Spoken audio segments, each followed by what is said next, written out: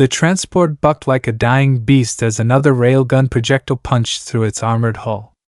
Sparks cascaded from ruptured control panels while the acrid smell of burning circuitry filled the cramped passenger compartment.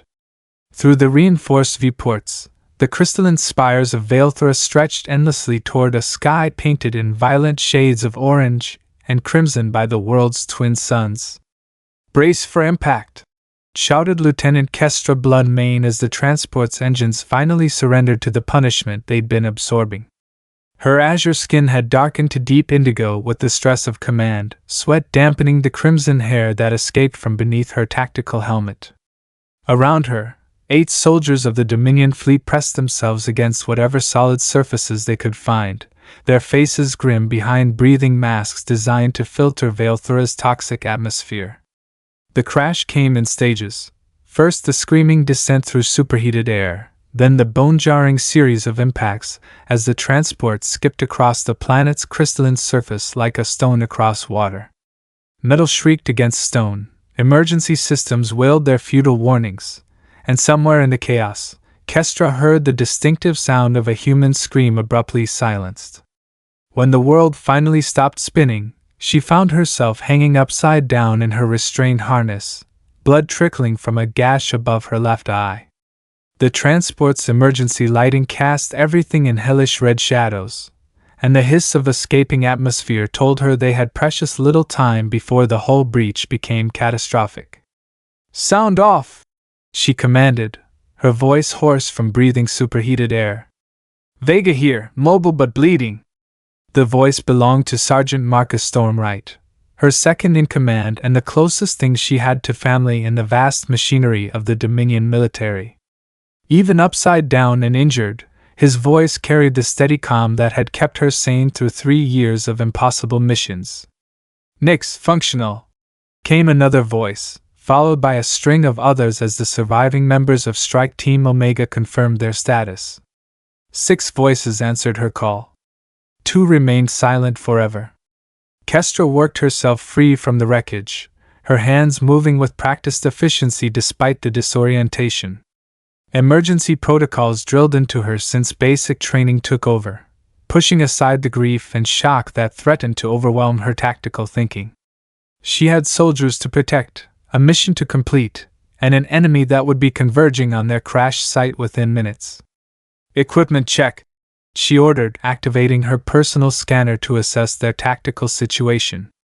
"We've got maybe 10 minutes before the Shirak hunting packs pick up our energy signature." The Shirak were Vaelthara's indigenous predators, crystalline horrors that had evolved to hunt in the planet's harsh environment. Standing 3 meters tall on 6 articulated legs, their bodies were living weapons of sharp edges and impossible strength.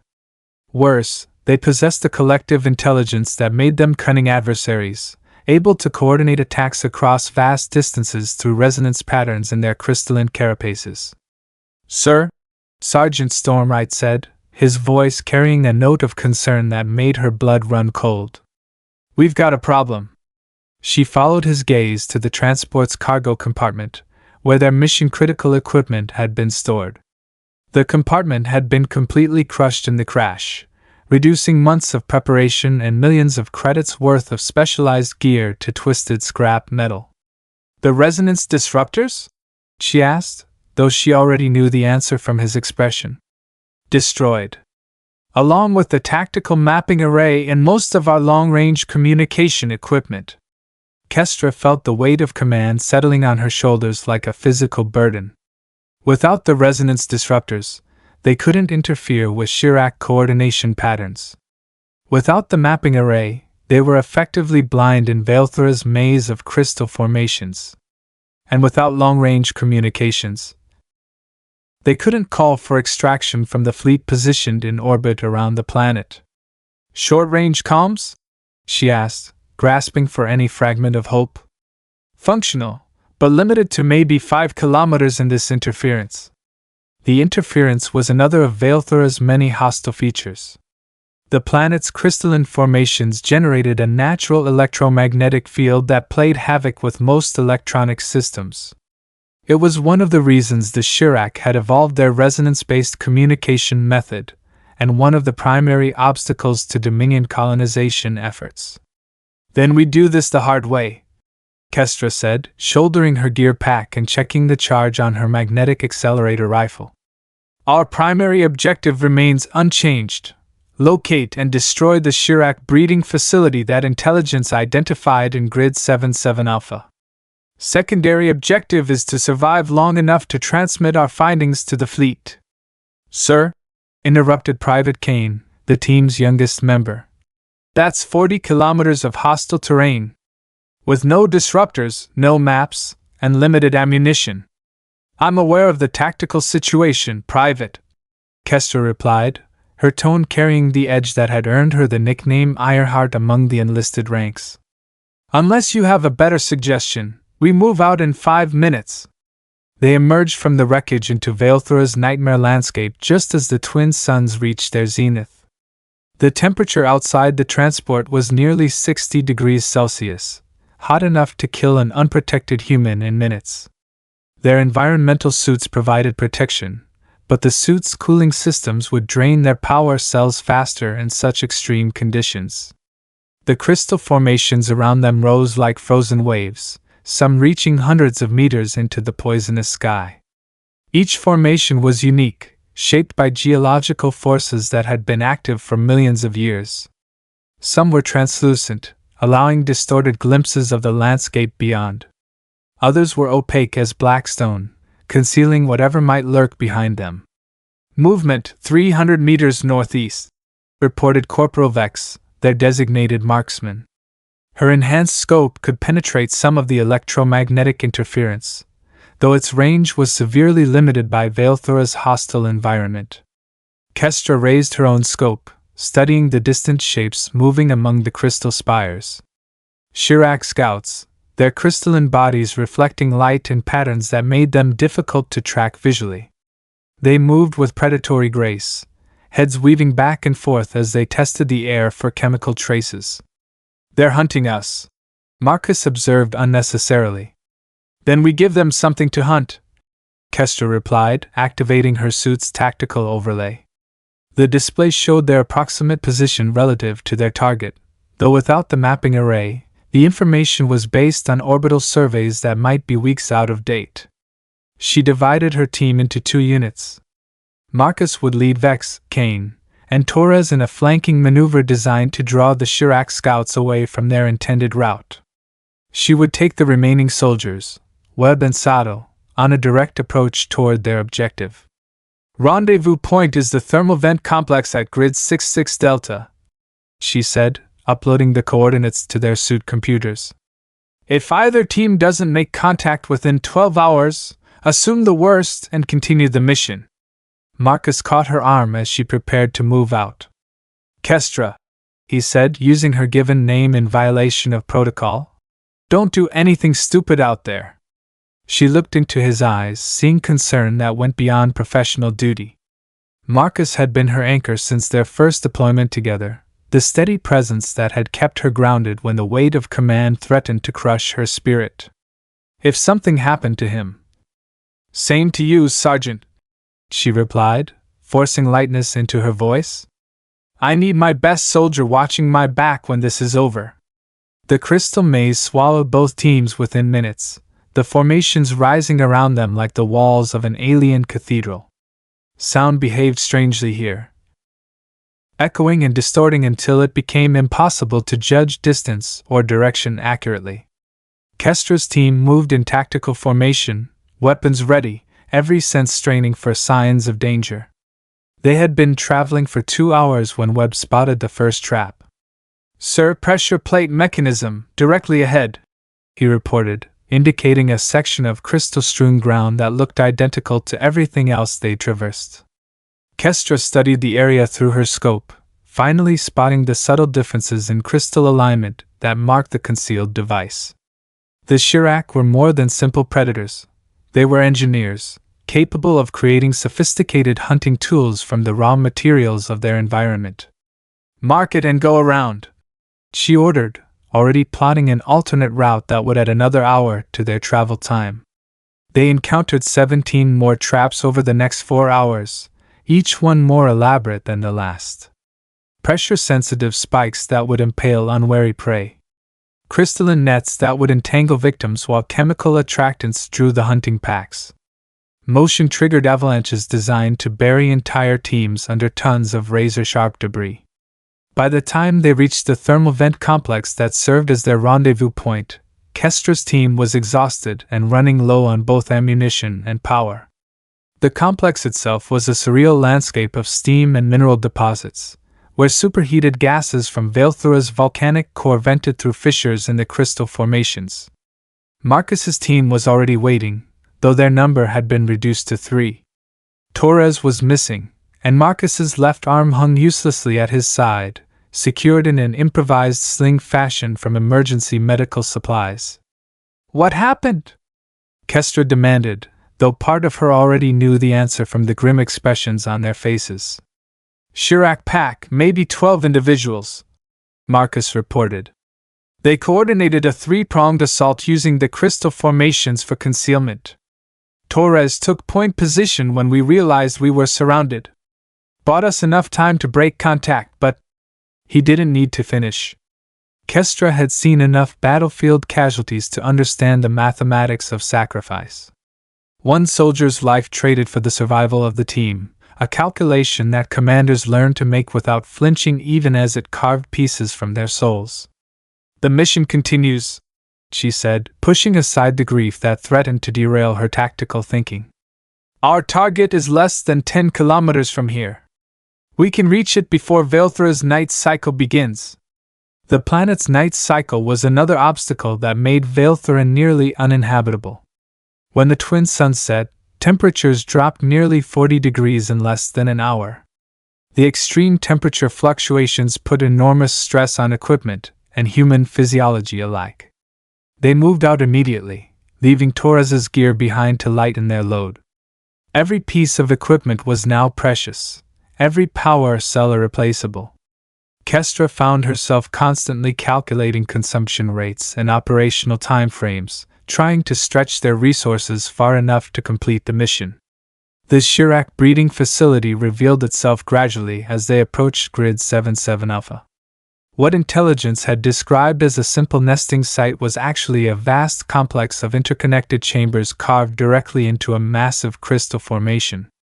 The structure rose nearly a kilometer into the sky, its faceted surfaces reflecting the setting suns in patterns that hurt to look at directly. "How many do you think are in there?" asked Webb, studying the complex through his rifle's scope. "Hundreds," Bex replied grimly. "Maybe thousands. Look at the entrance patterns. This isn't just a breeding facility. It's a hive." Kestra was beginning to understand why Dominion intelligence had been so eager to destroy this site. A Shirak hive could produce thousands of young per breeding cycle, and if left unchecked, the population explosion would make Vaelthara permanently uninhabitable for human colonization. "New plan," she announced. "We can't assault that complex directly. Not with our numbers and equipment. But we don't need to. The thermal vents run directly beneath the foundation crystals. If we can place our remaining demolition charges at the right stress points, bring down the whole structure," Marcus finished, understanding immediately. "Bury them all under their own home." It was a good plan, elegant in its simplicity.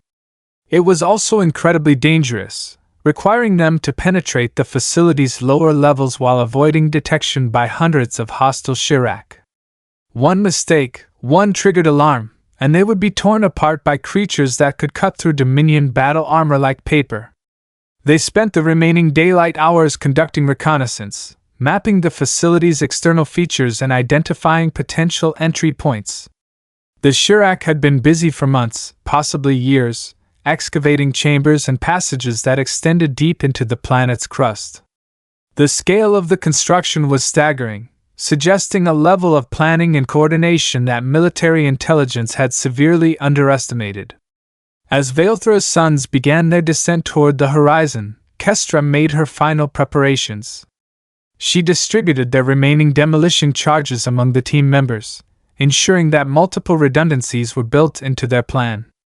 If one person fell, Another could complete the mission. Remember, she told them as they prepared to enter the facility. Our objective is destruction, not glory. Get in, place the charges, get out.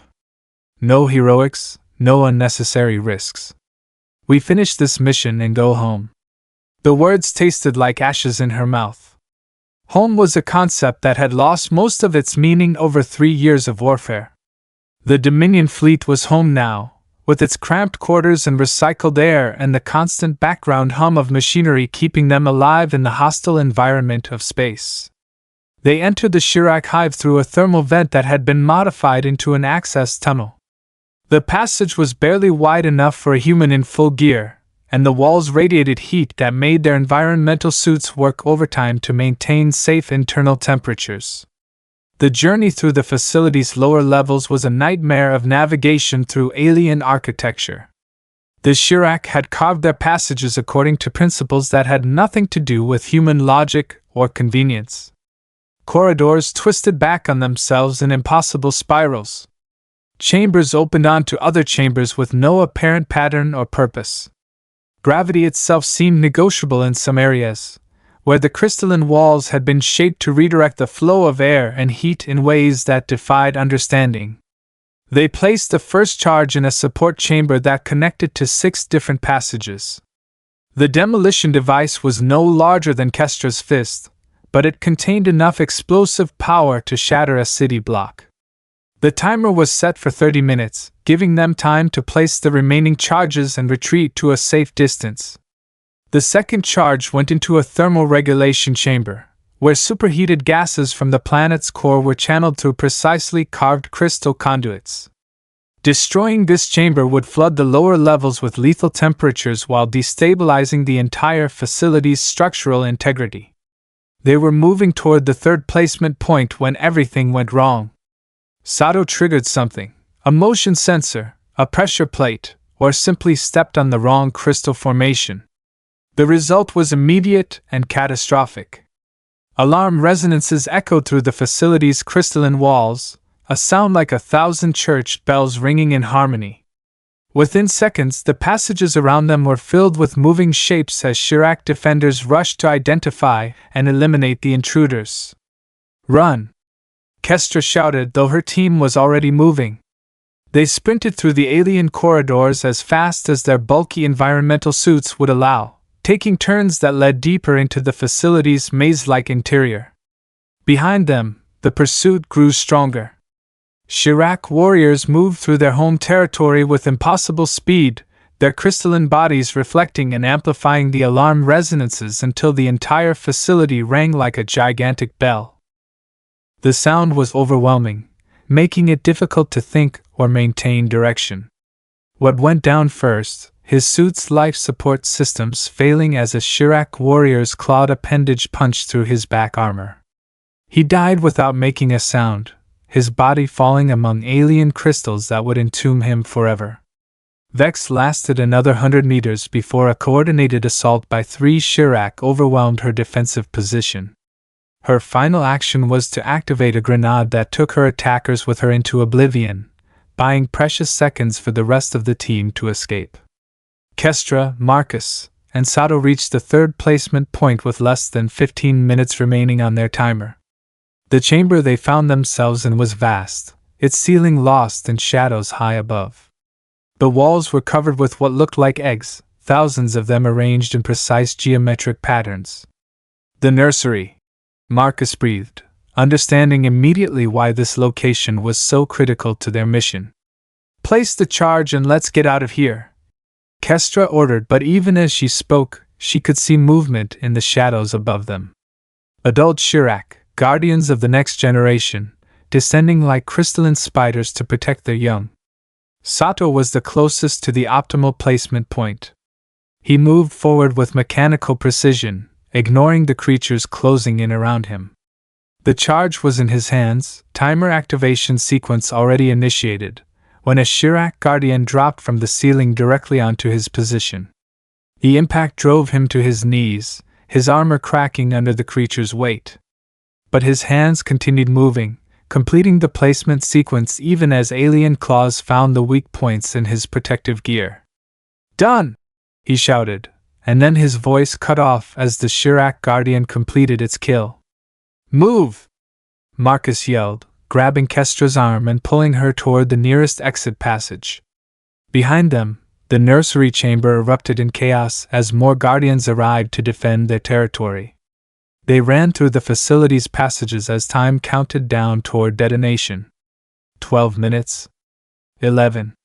10. The structure around them was filled with the sound of pursuit, thousands of Shirak converging on their position from every direction. 9 minutes. 8. 7. They reached an external access passage just as the first explosion tore through the facility's foundations. The sound was beyond description, a roar that seemed to come from the planet itself as millions of tons of crystal began their collapse into the thermal vents below. Marcus pushed Kestra through the passage opening just as the ceiling above them disintegrated. She felt his hand on her back, propelling her forward into open air and safety. Then the passage entrance collapsed, and she was alone on Vaelthara's crystalline surface while the Shirak hive destroyed itself behind her. She ran across the crystal formations as secondary explosions rippled through the collapsing structure. The demolition charges had done their work perfectly, creating a cascade failure that brought down the entire complex in a matter of minutes. Steam and superheated gases vented from the ruins, creating a localized weather system that painted the sky in unnatural colors. When the destruction finally ended, Kestra found herself standing on a ridge overlooking what had once been the largest Shirak breeding facility on Vaelthara. Now it was nothing but rubble and steam, the crystalline formations reduced to glittering sand that would blow away in the planet's eternal winds. Her suit's communication systems crackled to life as orbital assets finally managed to penetrate the electromagnetic interference generated by the destruction. Strike Team Omega! This is Fleet Command. Report your status. Kestra looked at the ruins below, calculating casualties and mission parameters with the mechanical precision that had kept her alive through 3 years of warfare. 6 soldiers dead. Mission objective achieved. Enemy capabilities eliminated. Fleet Command, this is Lieutenant Bloodmane, she replied. Primary objective complete. Shirak breeding facility destroyed. Requesting immediate extraction for sole survivor. The words felt strange in her mouth. Sole survivor. She had brought 8 soldiers to Vaelthara's surface, and she was returning alone. The mathematics of warfare reduced human lives to acceptable losses, but the emotional accounting was more complicated. Extraction came 6 hours later, as Vaelthara's twin suns set behind the crystal formations and the planet's lethal night cycle began. Kestra sat in the shuttle's passenger compartment, watching the alien landscape fall away beneath them, and tried not to think about the friends she was leaving behind in alien soil. 7 years later, Lieutenant Colonel Kestra Bloodmane stood in the Memorial Garden of Dominion Fleet Station Nexus Prime, watching maintenance drones tend to flowers that would never bloom under natural sunlight. The garden was an artificial construct, like everything else aboard the massive orbital facility, but it served its purpose as a place of remembrance for the countless soldiers who had died in humanity's expansion across the galaxy.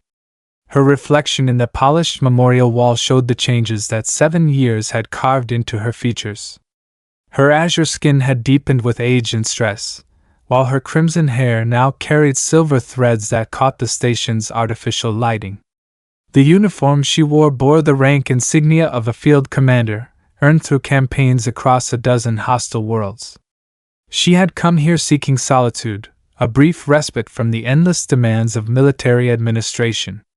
As one of the Dominion Fleet's senior tactical officers, her days were consumed with planning operations and managing resources for an empire that seemed to grow larger and more unwieldy with each passing year. The memorial wall contained thousands of names, arranged in chronological order according to the dates of their deaths. She found the section marked Vaelthara Campaign, and traced her finger along the familiar names: Torres Pavel, Webb Michael, Vex Sarah, Sato Kenneth. At the end of the list was the name that still caused her chest to tighten with grief: Stormwright Marcus. Listed as missing, presumed dead, since no body had been recovered from the collapsed Shirak facility. I should have gone back for you, she whispered to the memorial wall, her voice barely audible above the garden's artificial atmosphere recyclers. Should have found a way to get you out of there. The words were a ritual now, repeated every year on the anniversary of the Vaelthara mission. She had tried to justify leaving him behind in 100 different ways: tactical necessity, mission priorities, acceptable losses in pursuit of strategic objectives. None of it made the guilt any easier to bear. Behind her, so quietly that she almost didn't hear it over the station's background noise, came the sound of footsteps on the garden's synthetic grass. She turned, expecting to see another officer come to pay respects to fallen comrades. Instead, she saw a ghost. Marcus Stormwright stood 30 meters away, watching her with eyes that had seen too much and forgiven too little. He wore civilian clothing rather than a military uniform, and his face carried scars that hadn't been there 7 years ago. But it was unmistakably him, alive when she had spent 7 years believing him dead. Kestra's hand moved instinctively toward the sidearm at her hip, tactical training overriding emotional shock. The man before her could be an enemy agent using genetic reconstruction technology to assume a familiar identity. He could be a Shirak infiltrator using advanced camouflage capabilities. He could be any number of things that weren't the friend she had mourned for 7 years. "Hello, Kestra," he said, his voice carrying the familiar cadence she remembered but roughened by years of silence. "You died," she said, the words emerging from her throat like broken glass. "I saw the passage collapse. I felt the explosions bring down half the facility." "Close enough," he replied, taking a step closer. "They buried me in crystal and darkness for 3 days before a Dominion rescue team found me. By then, Fleet Command had already filed the death reports and moved on to the next operation. Why didn't you contact me?" The question burst from her before she could stop it. Carrying 7 years of accumulated grief and anger. "Why let me believe you were dead?" Marcus was quiet for a long moment, studying her face as if memorizing details that had changed during their separation. "Because I needed to be dead," he finally said. "The mission on Vaelthara wasn't what we thought it was. The Shirak facility, the breeding program, the threat to human colonization, all of it was fabricated." The implications of his words hit her like a physical blow. "That's impossible. I saw the facility myself. We destroyed thousands of Shirak eggs. We destroyed a research station," Marcus corrected grimly. "A place where Dominion scientists were conducting genetic experiments on captured Shirak specimens. The eggs you saw were artificial constructs, attempts to weaponize Shirak breeding patterns for use against enemy colonies." Kestra felt the world tilt sideways around her. "You're saying our own government sent us to destroy evidence of illegal biological warfare research?" "I'm saying that 6 good soldiers died to cover up war crimes," Marcus replied. "And when I started asking questions about discrepancies in the mission briefings, I discovered that asking questions could be hazardous to one's health." Before Kestra could respond, before she could process the magnitude of what he was telling her, the Memorial Garden's emergency lighting activated. Brilliant red beams swept through the artificial landscape as security alerts echoed from speakers hidden among the synthetic trees. "All personnel to emergency stations," announced the facility's central computer. "Station Nexus Prime is under attack by unknown hostile forces. This is not a drill." Through the garden's transparent ceiling, Kestra could see explosions blooming like deadly flowers against the stars. Enemy vessels, she couldn't identify their configuration, were engaging the station's defensive batteries while smaller craft attempted to penetrate the outer security perimeter. "Shirak?" she asked, though the attack patterns didn't match anything in her tactical database. "Worse," Marcus replied, producing a weapon from beneath his civilian clothing. "Dominion security forces. They've finally decided that I know too much to remain alive, and apparently, They've concluded that you're a security risk as well. What are you talking about? Kestra demanded, even as she drew her own sidearm and activated her personal communicator to contact fleet security. Check your communication access, Marcus said grimly. See if you can reach anyone in the command structure. Kestra tried to raise fleet command, then station security, then any of the dozen emergency frequencies that should have been available to an officer of her rank. Each attempt met with the same response. Access denied. Authorization invalid. They'd been planning this for months, Marcus explained as explosions rocked the station around them. A convenient accident during a Shirak raid, eliminating the last witnesses to what really happened on Vaelthara. This is insane, Kestra said, but even as she spoke, she was beginning to see the pattern. Her recent assignments had taken her further and further from the core systems, placing her in increasingly dangerous situations. Several of her staff officers had been transferred without explanation. Her security clearance had been quietly downgraded over the past few months. We need to get to the emergency escape pods, Marcus said, leading her toward the garden's maintenance exit. I have a ship waiting in the civilian docking bay, but we need to reach it before security seals the station. They moved through Nexus Prime's corridors as the facility's automated systems struggled to cope with the ongoing attack. Emergency lighting cast everything in hellish red shadows while damage control teams rushed past without sparing them a glance. In the chaos of the assault, 2 more refugees were invisible among thousands of personnel responding to the crisis. The civilian docking bay was a maze of private vessels and commercial transports, their owners evacuating as quickly as station traffic control would allow. Marcus led her to a nondescript cargo hauler that looked like 1,000 others scattered throughout Dominion space.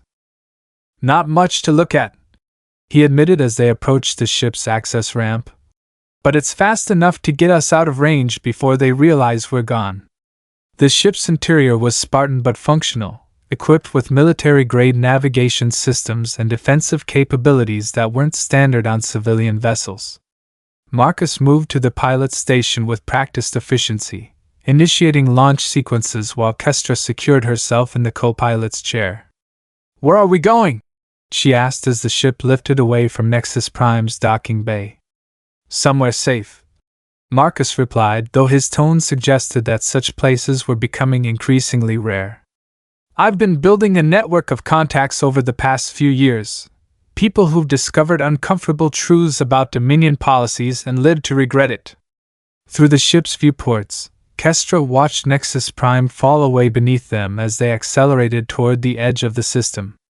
The station's defensive batteries were still engaged with enemy forces, but the attack was beginning to falter as reinforcements arrived from nearby patrol squadrons. They'll report us as casualties, she realized. 2 more tragic losses in a Shirak raid that claimed hundreds of lives. Probably, Marcus agreed. The question is what we do next. I've been gathering evidence for 7 years, documenting the extent of the conspiracy. But evidence is useless without someone in authority willing to act on it. Kestra stared out at the stars, processing everything that had happened in the span of a single hour. Her entire life had been dedicated to serving the Dominion fleet, believing in its mission to protect human interests across the galaxy. Now she was learning that the organization she served was corrupt beyond redemption, willing to murder its own soldiers to protect its secrets. Who else knows? She asked. More people than you might think, Marcus replied. Scattered across a dozen systems, keeping their heads down and gathering information. Scientists who've seen their research perverted into weapons. Soldiers who've discovered that their missions weren't what they seemed. Civilians who've witnessed atrocities committed in humanity's name. And you want me to join this underground resistance?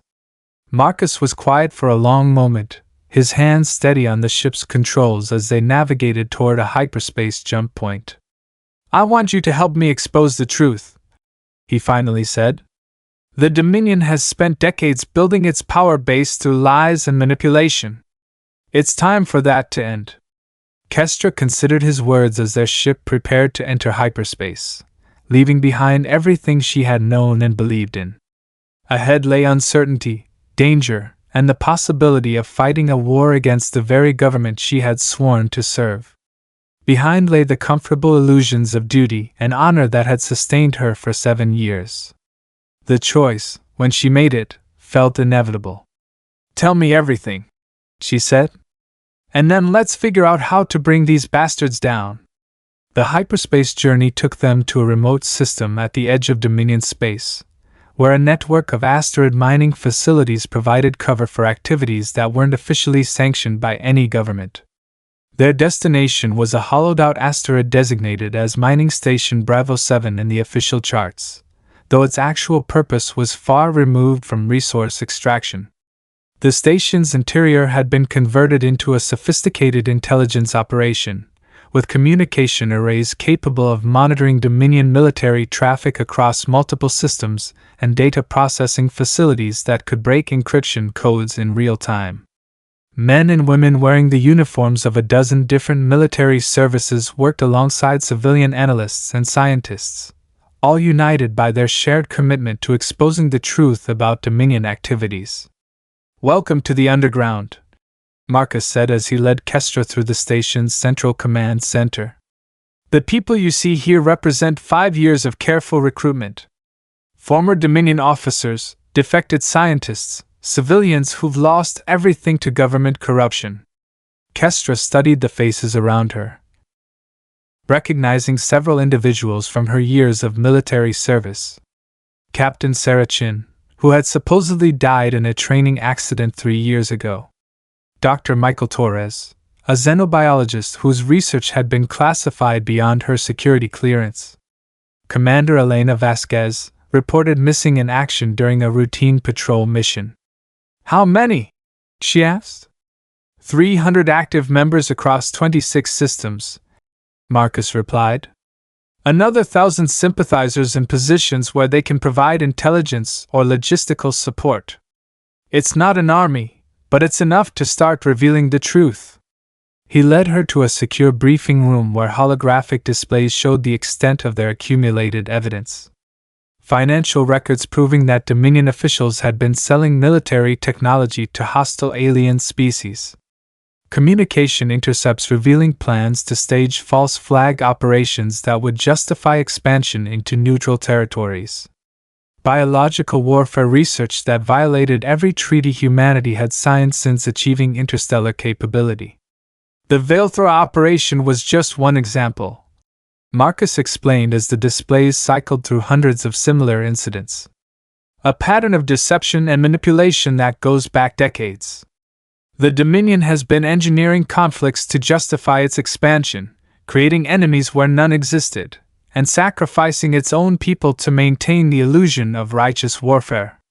Kestra absorbed the information with growing horror and anger. Every battle she had fought, every soldier who had died under her command, every victory she had celebrated, all of it tainted by the knowledge that the war itself was a lie. "What's the end goal?" she asked. "What do they hope to achieve?" "Total control," Marcus replied grimly. "A galactic empire with Earth at its center and the Dominion fleet as its enforcement arm. They're willing to commit any atrocity, tell any lie, sacrifice any number of lives to achieve that goal. And we're going to stop them? We're going to try." Over the following weeks, Kestra immersed herself in the underground's operations, learning the scope of the conspiracy they were fighting and the methods they used to combat it. She reviewed intelligence reports from deep cover agents, analyzed communication intercepts that revealed the true nature of Dominion policies, and helped plan operations designed to expose government corruption to the civilian population. The work was frustrating and dangerous. For every piece of evidence they gathered, the Dominion produced a dozen propaganda pieces that contradicted their findings. For every government official they exposed as corrupt, another took their place and continued the same policies. For every small victory they achieved, the enemy adapted and became more careful about concealing their crimes. But gradually, their efforts began to have an effect. News outlets in the outer systems started asking uncomfortable questions about Dominion military policies. Civilian populations began demanding greater transparency from their elected representatives. Military officers started reporting irregularities in their orders through unofficial channels. The breaking point came 6 months after Kestra's recruitment, when the Underground obtained evidence of the Dominion's most ambitious operation yet, a plan to stage a massive alien attack on Earth itself, using captured enemy technology to create the illusion of an existential threat that would justify the implementation of martial law across all human territories. Operation Final Solution, Marcus said, reviewing the intercepted communications that had revealed the plot. They're planning to sacrifice 1 million civilians on Earth to terrify the rest of humanity into accepting total military rule. When? Kestra asked, though she was already reaching for her personal communicator to contact the Underground's operational cells. 3 days, Marcus replied. We have 72 hours to prevent the largest false flag operation in human history. The next 3 days were a blur of frantic activity as the Underground mobilized every resource at their disposal. Communication networks carried warnings to sympathetic journalists and government officials.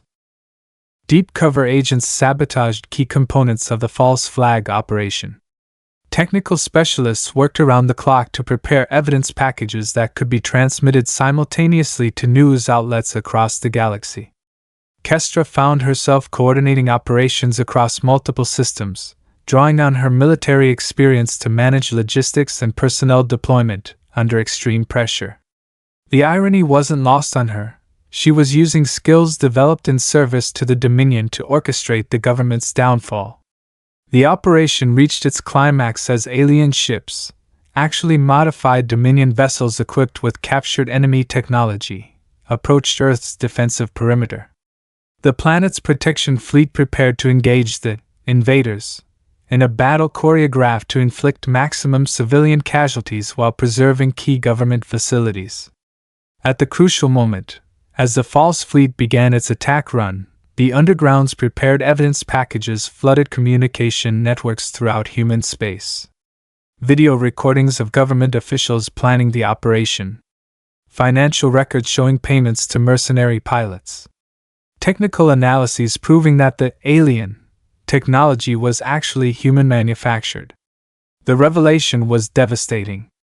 The false flag fleet found itself facing not only Earth's defensive forces but also Dominion ships whose crews had just learned of their government's betrayal.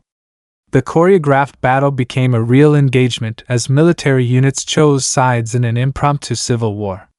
Within hours, the conspiracy that had controlled human space for decades began to collapse.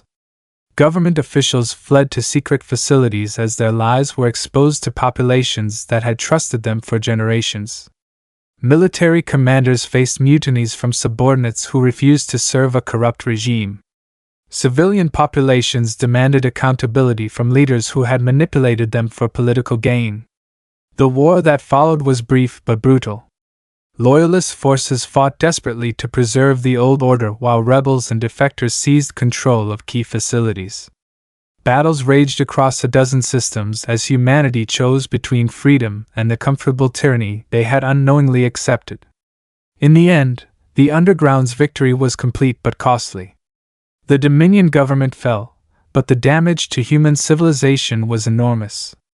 Billions of people had to confront the reality that their entire lives had been built on lies.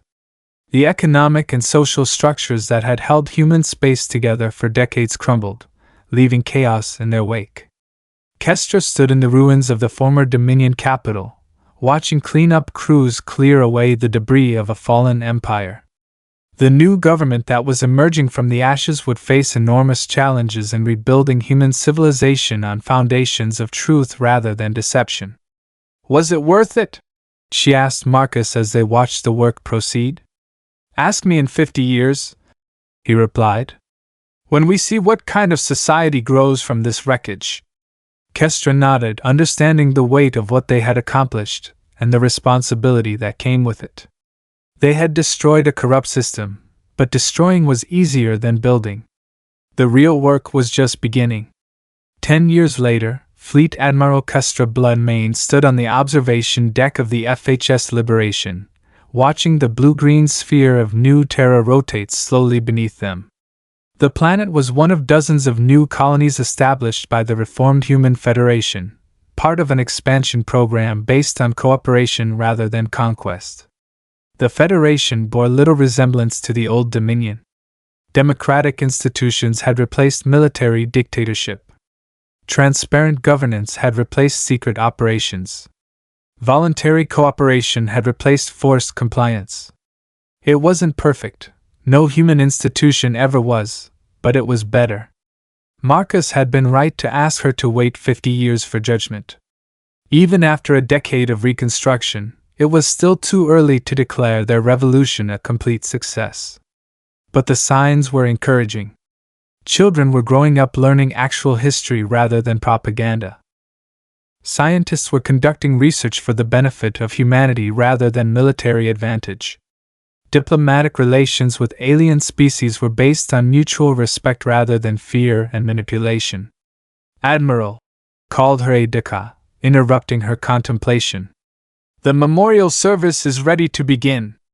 Kestra nodded, taking one last look at the peaceful world below before heading to the ship's chapel.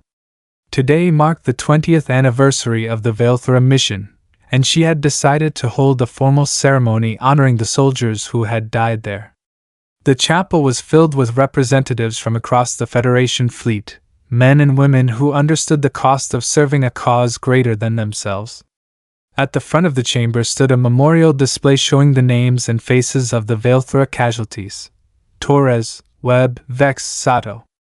And at the center of the display, Marcus Stormwright's image looked out at the assembled crowd. Though he had survived the mission and lived to help expose the Dominion's corruption, Kestra had decided to include him among the honored dead.